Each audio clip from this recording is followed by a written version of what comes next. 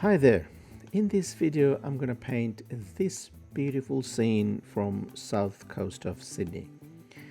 It's a very touristic village called Tilba, and I've been there a couple of months ago, and there are so many historic houses and cottages are there. So I'm going to show you how you can portray that early morning glowing with your underpainting, with your initial wash and in your second wash.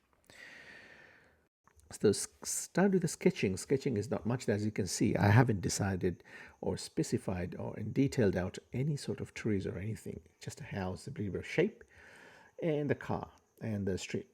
I'll start with some gray, very light wash. Remember one thing: the first wash, you can put any color you want. You don't need to worry about how dark or how light are they. You don't need to worry about the values. You don't need to worry about the warmth or coolness of that one. Just put any colors you want. It's going to dry up. And in watercolor, everything dries up at least 25% lighter. And the second wash, we're going to put our values in, and we need to define our objects, subjects, everything. Define our uh, like foreground, background, and the middle ground. So after the gray wash, so this is basically ultramarine blue and alizarin crimson, just a little bit of purplish touch to portray the distant mountain. And I use that basically ultramarine and bit of alizarin crimson for the distant mountain. This is a very cool, very nice warm kind of colors in there. This is a autumn scene, kind of autumn, early autumn maybe, or late autumn, something like that. So I'm just trying to put some orange in there. Without the orange, the autumn isn't complete. I added a little bit of yellow ochre and a bit of cobalt blue to make some green. Can I tell? Don't use the green, the one you usually find, like the pure green, like uh, hooker's green or cobalt green. This kind of green. Always mix green with your warm colors. So take a green, take any yellow ochre or burnt sienna, anything complementary. Make it a little bit of grayish. Neutralize it. In I can tell if you go out and go to plein air, and if you look at outside, and I can tell you won't find anything just pure proper green in there. Everything is kind of gray tone green. So this is what I'm going to do here. I just added a little bit of burnt sienna with the green on the cobalt blue and yellow ochre, and made it kind of Aussie green. And while I'm doing this first wash, there I'm trying to think where my darkest dark will be. So try to put that focus on those areas, and also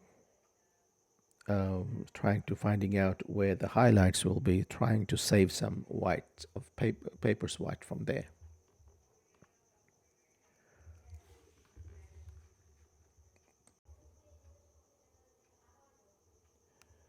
I will use a bit of darker values inside the cafe. So my whole idea is to paint a bit of darker so that nothing can be identified properly. So you can use neutral tint, you can use Payne's gray, anything darker. I have used just ultramarine blue with burnt sienna, just mix them up together. Put the balcony railing, the poles, and this sort of stuff, make some highlights, or keep some spaces, white spaces, just randomly empty in there, so that later on you can just make them people or something like that. I'll use some little bit of warm color. Maybe the sunlight just came on the corner. It just displaying some lights in there, or even the lights from the room. Whatever is that, you don't need to be too specified for that one. You don't need to create any objects or anything there. Just keep something abstract. So inside the cafe, all the people, anything, inside there. This darker part because I want the viewer's eye to go straight away in there. So that's why it's darker. On the right hand side, oh, this is a hilly kind of hilly area. So the hill comes from the right hand side from the top towards the bottom here. So it's a grass, so pure winter autumn grass. It is almost getting a little bit of brownish kind of thing. The more winter comes in Australia, the grasses they get brown and browner. So very quick brush strokes, keep them like that, and have some little bit of dark greens, hooker's green maybe. You can add them, or just having a little bit of cobalt blue mixing up with some yellows, just make some fresh greens in there. Just keep them like abstract like that. Don't try to define too much. This sort of thing, like any surface, maybe it's a hill or maybe the street, try to define them with quick brush strokes, with bold and quick brush strokes. So that pulls up your painting together. If you're trying to paint everything very cautiously, they don't pull up together. It doesn't have that fresh. That it doesn't come up with that level of freshness in there, not expertise in there. So have something, have combination, paint something really nicely, like a little bit of in detail, and to complement that, have something quick brushstrokes. This is one of the very biggest secrets I'm telling you about all the great artists have. You can see that some artists they paint very nicely, very in detail, but still to have the freshness, to have some to have some abstract kind of artistic thing, they use bold, big, and quick brushstrokes to complement that. On the right hand side, there are some trees. I will try to use the side of my brush and paint some trees. I'm not sure how dark or what's the value would be for these trees. Just let's paint together. If they need to be more dark, I will probably do that one later. So just at the moment, just trying to go with how the water and paint's behaving with the paper.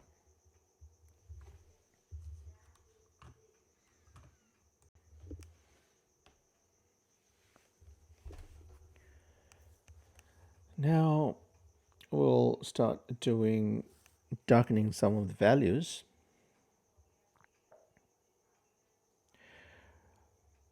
One thing to remember when you do the first wash, not necessarily everything needs to be, your whole paper needs to be covered with your first wash.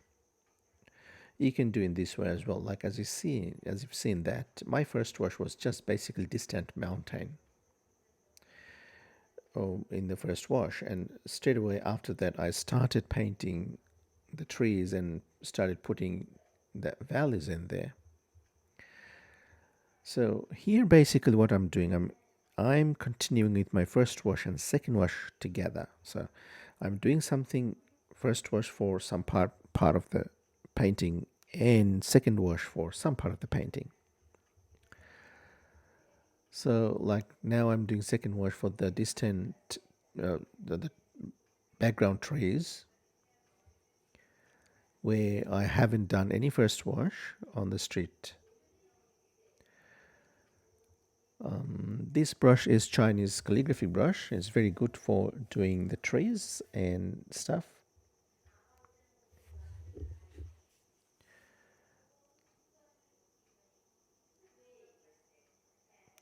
This creates very nice random brush strokes, which goes nicely with the tree foliages.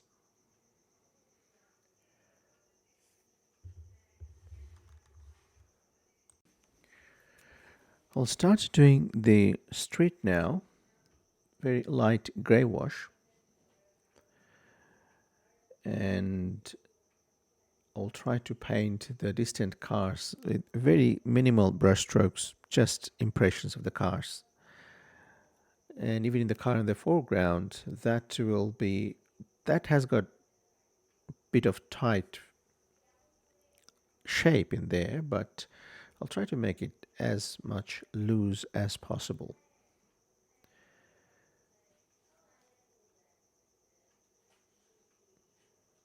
Just trying to define the value inside the cafe.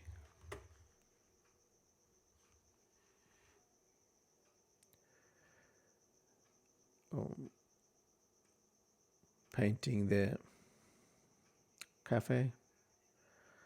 Let's clear the trips.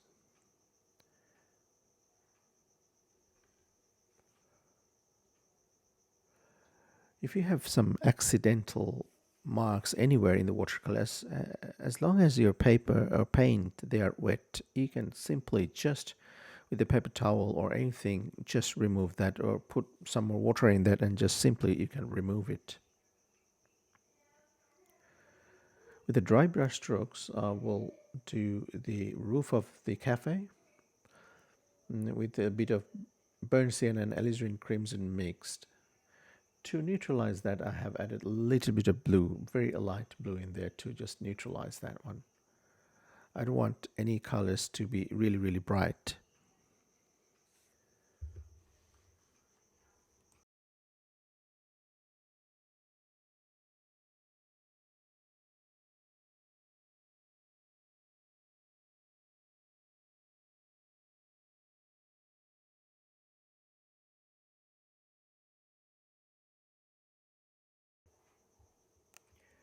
Just putting some lines in there just to specify, having some depth. Now on this side, on left hand side, just paint some gum tree just quickly with the gray tone. I will just draw some foliages and as well as the tree branches and the main tree.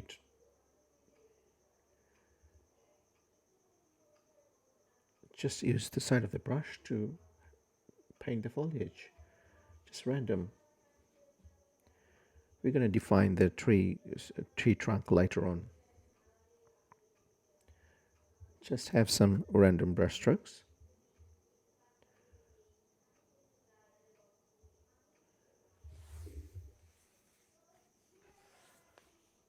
Put some darks. Without the darks, the tree looks really, really dead, very like lifeless. Darks makes the object visible, the values makes everything putting together. I'll paint branches and this stuff later on. Just have some background trees. Make sure the tree trunk is popping up, so make them dark a little bit. That's the trick here.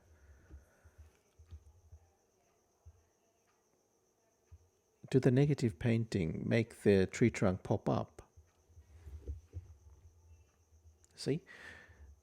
As long as I'm putting the darks in, the tree trunks are popping up. This is where you need to, this is what you need to keep that in your mind, that sometimes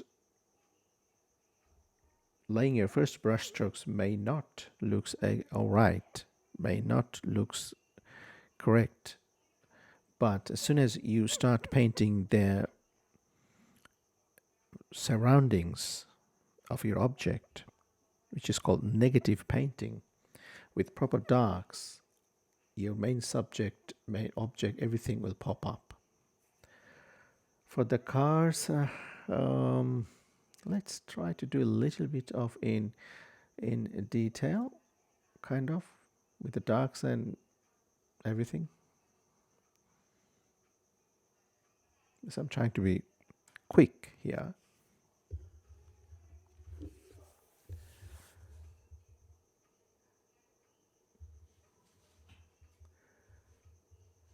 I think the car side is too dark, too green here. Just adding some water in there and making bit of value, bit of lighter. And down at the bottom, just add some shadows to show the car is on the is not floating on a street.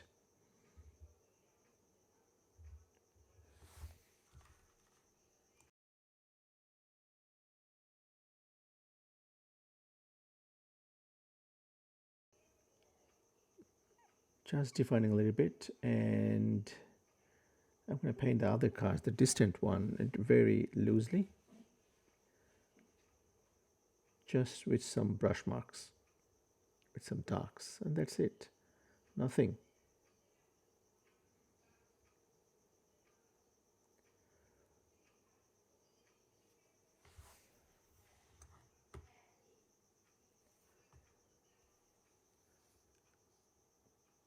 I think that's pretty much all. Now, trying to pulling up the whole scenario, like if you leave all the foliage and the trees, everything as it is, it will look a little bit of lifeless. So let's put darks here and there, making things pops up, making things looking like 3D and this kind of stuff. So add some darks on the trees, the branches, make sure the branches. I think the tree is a bit light in here, the tree in the foreground. Okay, let me do the branches first, and I will add some values in the tree as well.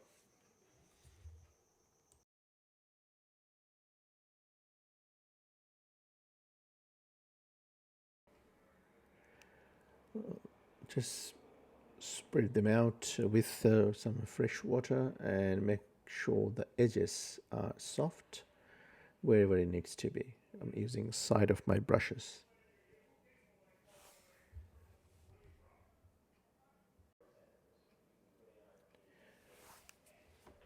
Just finishing it off, and I think I need to do something on here. Just make some grasses, some greens, just a little bit of different colors, values. And on the other side, let's add some textures with dry brush strokes. Just faster, not in detail, just brush away on the dry brush stroke, just with the paint, not much water in there. And just a little bit adding bluish lavender on here to mention distant. See, this brush is really good for some foliage texture, as you can see. When you do that, you need to make sure values are correct, because I have some trees there down there. Your distant trees shouldn't be darker than the one in the foreground. And just adding more texture with the dry brush strokes, adding some values in there like shadows and this stuff, just to make it looks like a bit of realistic from the distant.